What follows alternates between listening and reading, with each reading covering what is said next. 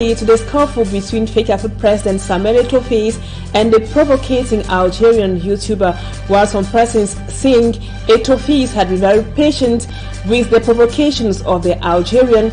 Others think Samuel Eto'o, being the president of Fecafoot, could handle the provocations otherwise. And also in this newscast, we take you back to Damas, days after at least 14 persons lost their lives in that locality in the central region of Cameroon. Stay with us for details and more.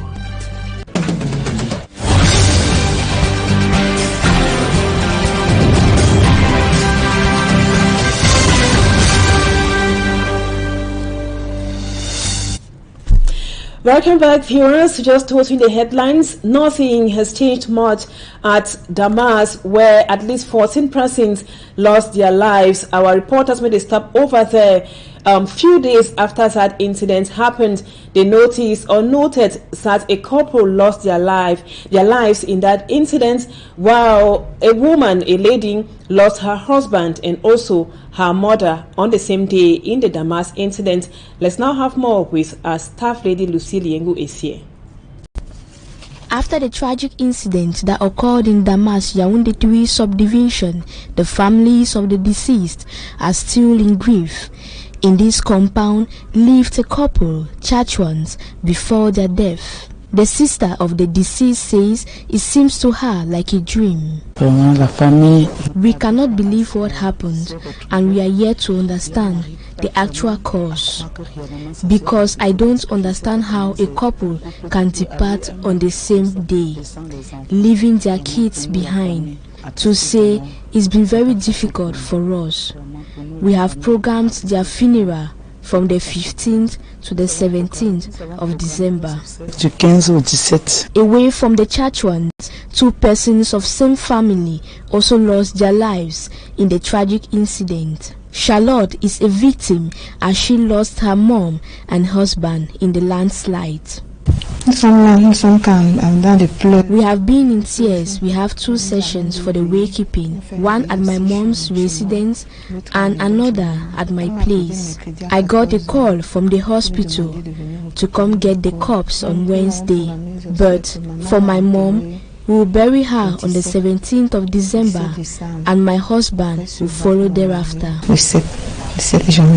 On the site are flowers planted by families in memory of their loved ones. Since the incident occurred, nothing seems to have been done by the government to protect the population from the recurrence of these incidents, as this school still operates despite the degrading state. And we stay in the central region, where natives of Mesondo in the Nyong and Ekele division of the central region are complaining about the deplorable state of the roads, especially farm to market roads, which makes it very difficult for them to transport their agricultural products from the farms to the market. They presented all these problems to the newly installed divisional officer. Let's now have the details with Mala Glory. We are in Mesondo, a locality in the Nyong and Kele division of the Central region. Natives here are mostly farmers. They complain that the deplorable state of road and broken bridges hinders them from transporting their farm produce to the market. They say the market and the locality has completely been abandoned. Our greatest expectation is the development of the community.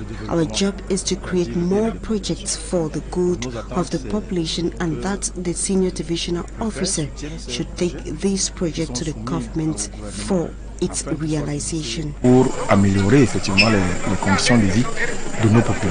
Besides these, infrastructural development, neglected health facilities were major challenges presented to the newly installed senior divisional officer for the Nyong and Kele division. We have seen the bad roads.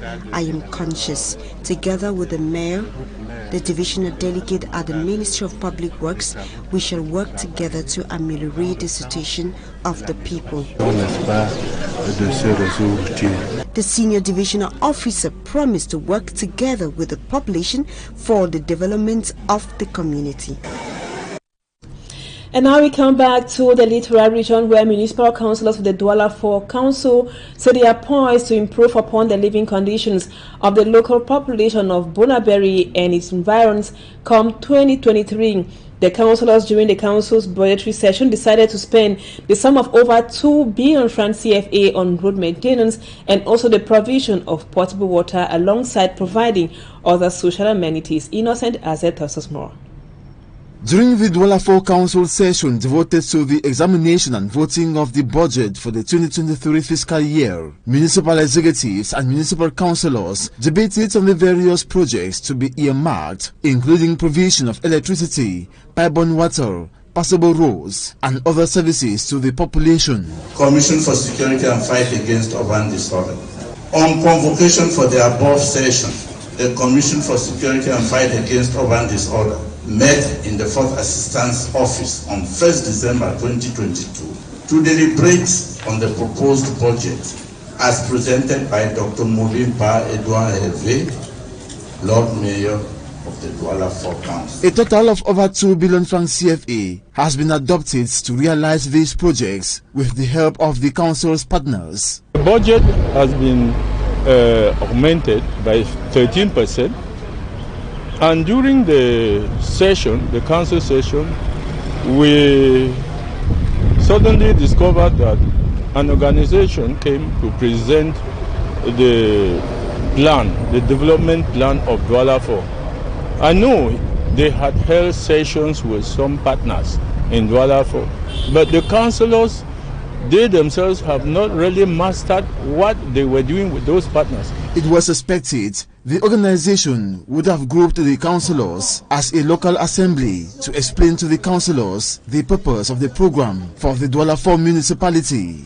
Unfortunately, this was not done. Having voted the budget, we still await the mayor to call the councillors as a block so as to present to them what the organization came to present, which necessitated the changing of the agenda, which we received according to the law 15 days before the session. A sudden change of agenda that plunged them into the lost woods. However, with the 2023 development plan, it is highly expected the living condition of the population will ameliorate, especially that of internally displaced persons of the Anglophone crisis who have been facing tough life in a strange region. And now civil society actors in Cameroon say failure to fulfill the promises by government of rehabilitating the Bamenda Babaju Road is actually contributing and hindering the peace process, even the development of the entire northwest region of the country. As Staffman Babla Jonathan spoke to a civil society actor, Divum Emmanuel, let's now listen to him in this excerpt. You know, I once told you people that the people who have been fighting very hard to divide Cameroon are in Yaoundé for a very long time.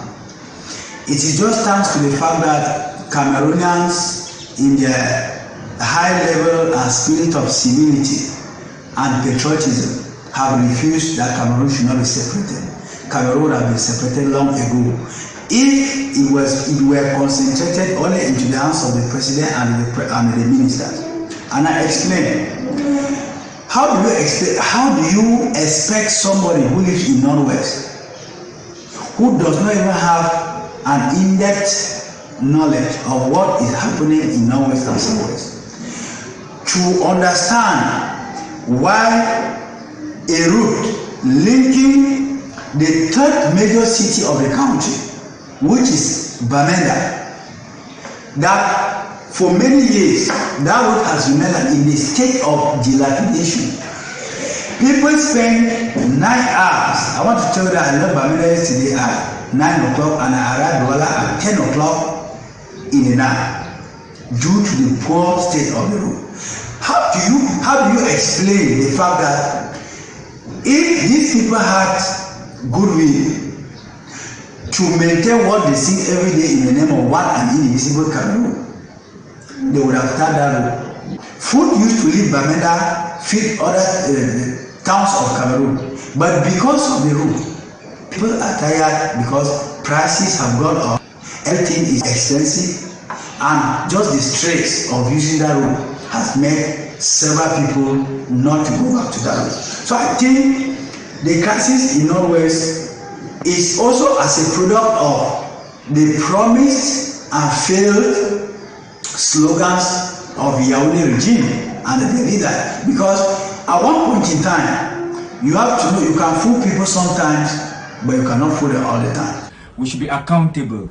Accountability is very important. We all love Cameroon, and we feel that Cameroon should become an emerging nation by 2035.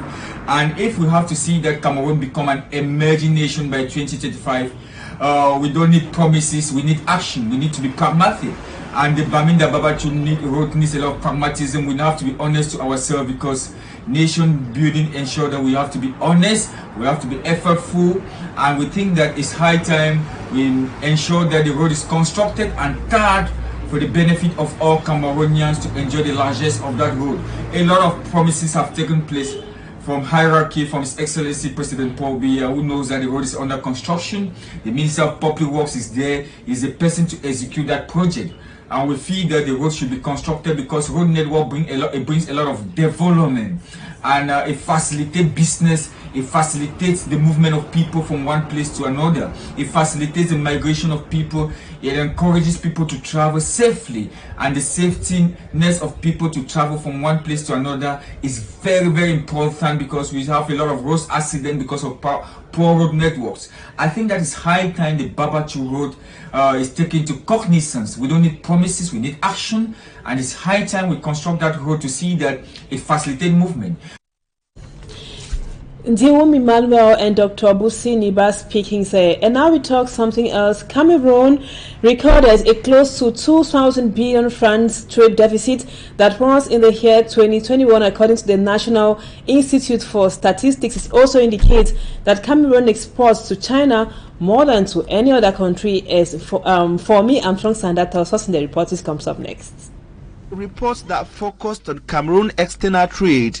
The National Institute of Statistics says Cameroon recorded a 1,478 billion francs CFA trade deficit in 2021.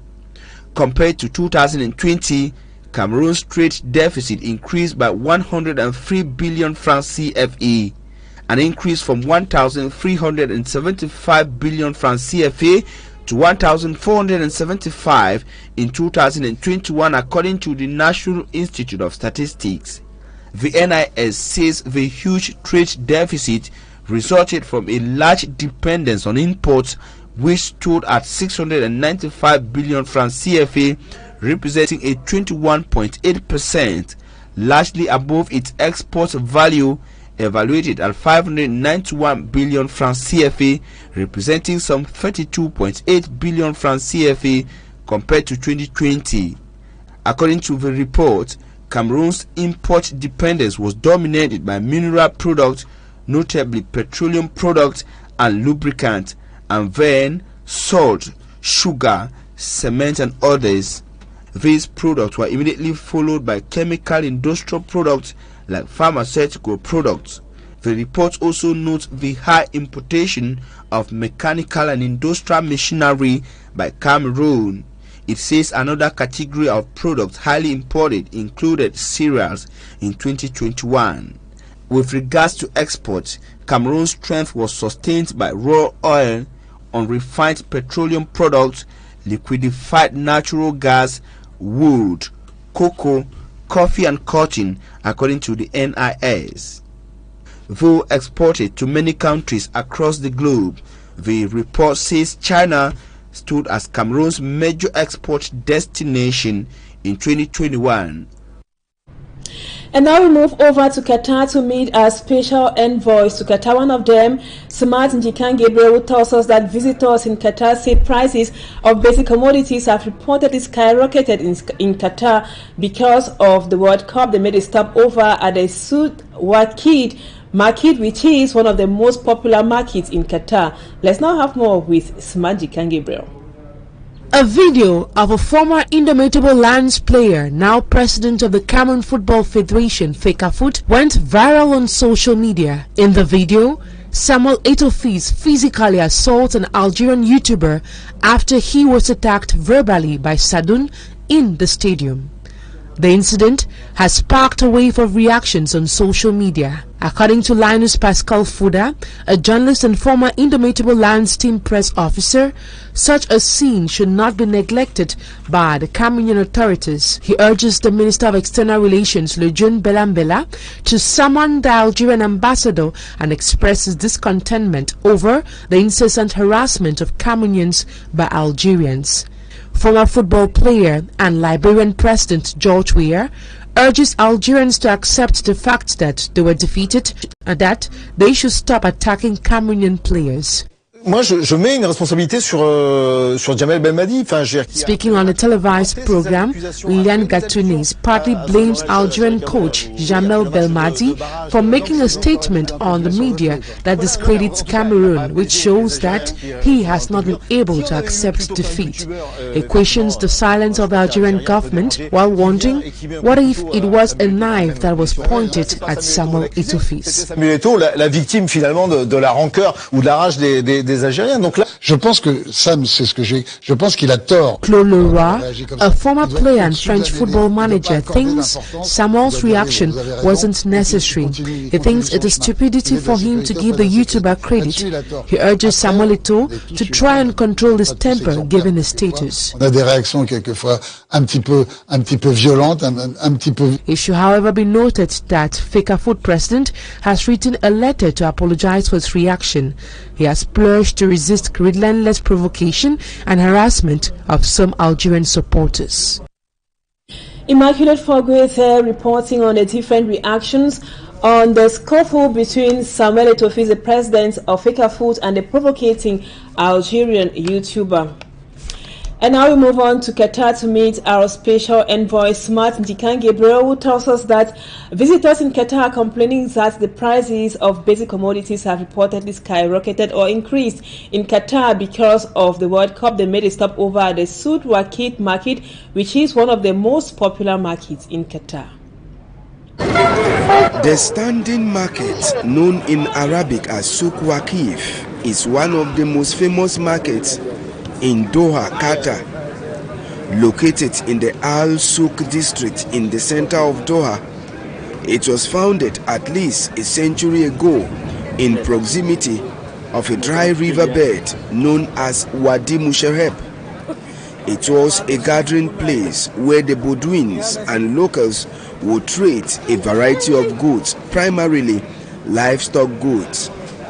The standing market is now a touristic attraction with the arrival of the FIFA World Cup, making it more popular. The Souk Waqif market has a section that deals in souvenir gifts, handicraft, and traditional garments. During our visit to the standing market, we met with one of the traders who gave us an explanation of what he sells. I sell Arabic sweet, pistachio, nuts item, and chocolate, spice item, and shisha flower. Have everything here. This sweet is Arabic sweets. Everything is different taste. Look, like this noga with nuts, peanut with caramel mix. And if you want, you can mix everything. Is same price, 60 Riyal for 1 kilogram. Peanuts have green peas. Green peas have 3 tastes: salted, sweets, and chili. Popcorn have chili, salt, and with cheese. Peanut also have this normal salt. This also normal salt with oil fry. This one without oil. This one more salt. And have with that peanut with the skin. From there, we move to another land which is specifically reserved for the sale of birds, amongst them parrots, decorative fishes. The most common business at Souk Waqif market is the smoking of shisha. In the heart of the market, we saw so many people smoking the shisha, most of them visitors who are here due to the football tournament. The original buildings date back at least from the 20th century in a traditional Qatari architectural style. This was renovated in 2006. We stay with you, Smart. You tell us that garden history is a very important factor of the Qatari culture. Reasons the government always preserves cultural artifacts for posterity. One of them is Zikrit, a place where the first oil harbor was constructed. And Smart, you were at Zikrit and you filed this report for the news. It is in a convoy that the Equinoxe TV team in Qatar was driven to Zikrit, a village in northwestern Qatar near Dukhan. Before arriving at Zikrit, a brief stopover was made at the Al Shinania Camel Race Course. Upon our arrival at Zikrit, our guide Hussein Abbas introduced us to a tree that bears the sidra fruit. The tree, which is jealously kept, has been of great help to the people of Zikrit in particular and Qatar in general, because it is a medicinal plant. Due to its importance, a sidra hospital is now operational in Qatar, and the Qatar Conventional Center built out of the shape of the sidra tree. The sidra tree is also what the people use to make their boats. The team also made a stopover at the Brook Nature Reserve, where a sculpture that spans over 1 kilometer, made out of steel plates, with each measuring over 14 meters in height, is standing in stark contrast to the topography of the land. This sculpture was made by Richard Serra. Richard Serra, he made like 7 blades, like number 7 is the famous in the world. Even for Muslim people, if you are going for Mecca, for the Rauni to the Kaaba, will be 7 shot. Look from far away, the level of the blade from here, and we have 4 blades here, the level is the same, but the toll is not same. From far away. Richard Serra, he take like 25 million to make these blades here by the different material, I think from America, and like mixed material, not only one. The Qatari people always is leaving to the desert in the winter time, teach the children from the beginning how to be like a father or mother before leaving the desert, how to be strong, how to respect the family, and the Qatari people always teaching the children how to riding the camel or horse and how to hunting by the falcon. We then moved up to one of the sand dunes to get the real view of what it used to be before the blade sculpture of Richard Serra was constructed. After the Richard Serra sculpture, our next stopover was at Zikrit Fort.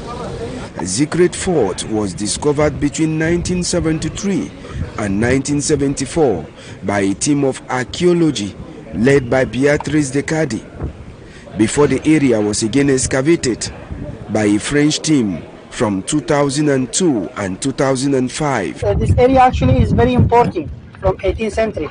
The people live here. People live in Zubara, living in Al-Zakhira, living in the Arwais. This is the first place the Qatar people live here.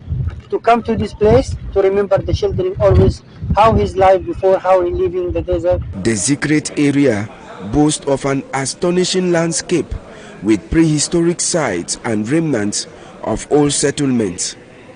Talking the history of Qatar's growth after the discovery of oil without Zikrit is uncompleted, because it is at Zikrit that oil harbors were built. At Zikrit, most houses are still in the Qatari traditional structures, and mosque that has been standing tall for several years now.